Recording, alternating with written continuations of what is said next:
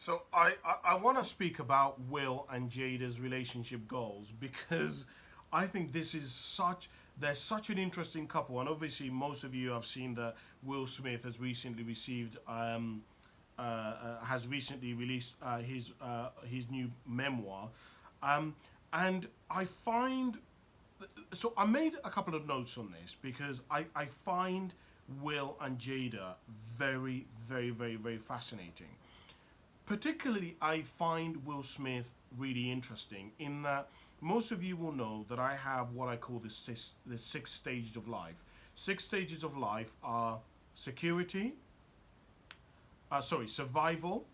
From survival, you then go to security. From security, you then go to freedom. From freedom, you then go to mastery. From mastery, you then go to contribution and pioneering. And above that, which is why I'm so fascinated by Will Smith, is what is called self actualization.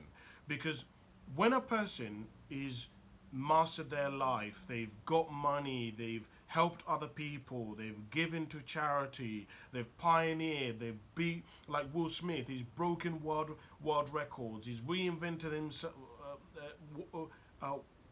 in terms of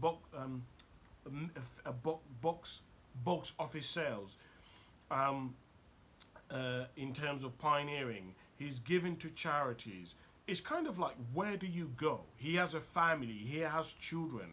And his story is fascinating for me because, and the stage that he's at is very interesting for me because it's kind of like, where does a person go when they've achieved everything?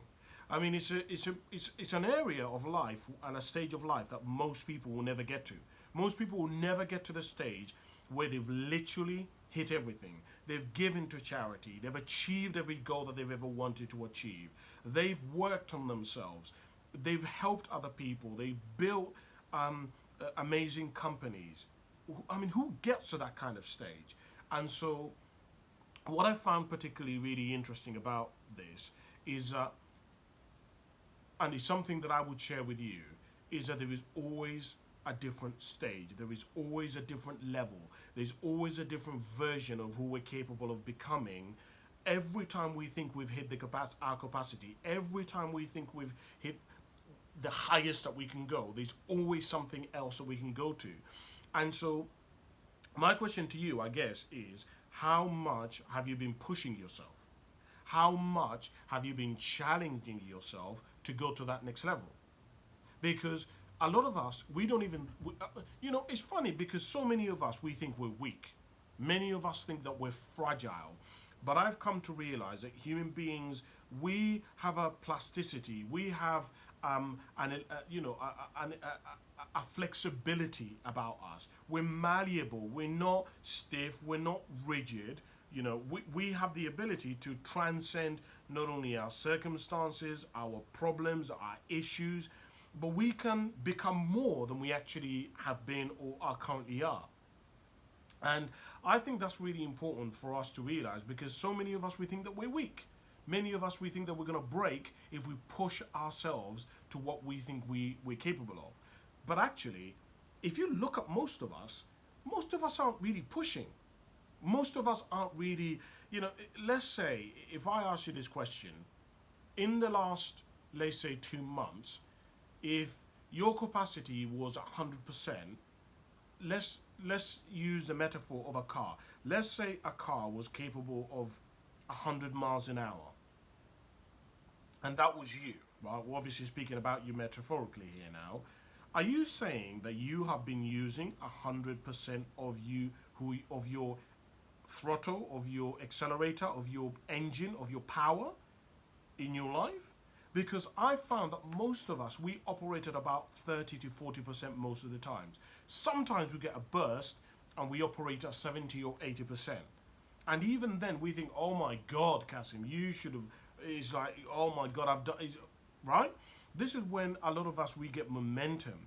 And I've realized in order to get momentum in life, you do need to be operating really above 70% consistently. And the thing is, a lot of us are not operating at 70% or above. Most of us don't really care. Most of us don't know what we want. Most of us haven't got a plan for our life, for our health, for our vitality. a lot of us aren't even serious about life. And I know that sounds horrible for me to say, because it's like, well, Kasim, how do you know me? You don't know me personally. But let's just be honest here. Can we honestly say that as people, we are really, honestly doing the best that we can do as if we were going to die tomorrow? And the funny thing about that is you might be laughing and saying, oh, Kasim, you're being so serious. But we don't genuinely know. There are people who are not here today that basically thought that they would be here today, right? And I think, I've always thought that in order to live an incredible life, part of you has to believe that you could die at any moment. And I just don't think that many of us have consciously thought about the fact that we could die at any moment. It could be over. And it's just something that I would ask you to think about. And even further than that, what stage of your life are you at? Are you at the survival stage of life? Are you at security? Are you at freedom? Are you at mastery? Are you at pioneering or contribution? Or are you even at that stage in your life where you've now are on the search and the pursuit of self-actualization? Which stage are you at? The other thing that I was thinking about in relation to Jada and Will Smith is around living up to the image. Um, you know, this is such a tough thing because a lot of people have a facade up. A lot of people, what you see on the outside isn't really a reflection of actually what is happening on the inside. And I think that a lot of people, we are so, we have such a need to be liked and a need to fit in that most of us are living a double life. Most of us are incongruent. Most of us, what we actually deep down really want to do isn't what we're doing.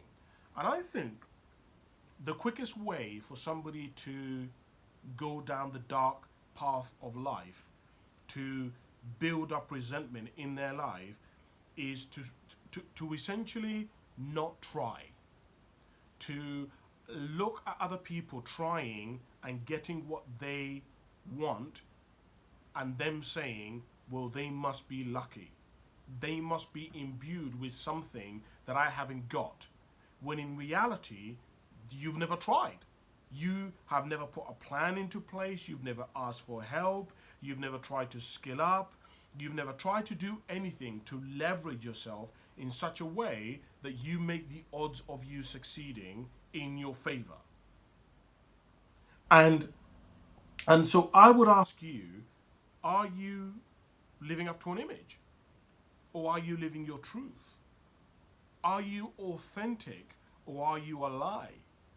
Does everybody think you're happy but deep down you're lonely? Does everybody think that you're successful but actually your definition of success is something completely different to what people define or think that you should be successful about? I don't know. It's just, I was thinking about those two things, and I don't know whether you've ever thought about them or what your thoughts are on that. I'd love to hear your comments. So comment below, send me a message. I'd love to hear. Thank you very much for watching, guys. Bye for now.